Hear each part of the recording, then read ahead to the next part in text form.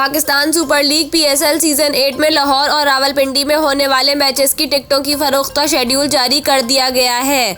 लाहौर और रावलपिंडी में होने वाले HBL PSL के मैचेस की टिकटों की ऑनलाइन फरोख्त आज से शुरू होगी।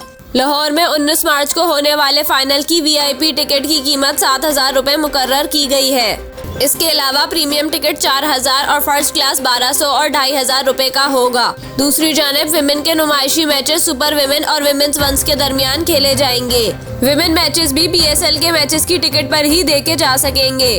ख्याल रहे कि HBL PSL का 8वां एडिशन कल से मुल्तान में शुरू हो चुका, जिसके इफ्तिताही मैच में लाहौर ने मुल्तान को 1 रन से शिकस्त दी।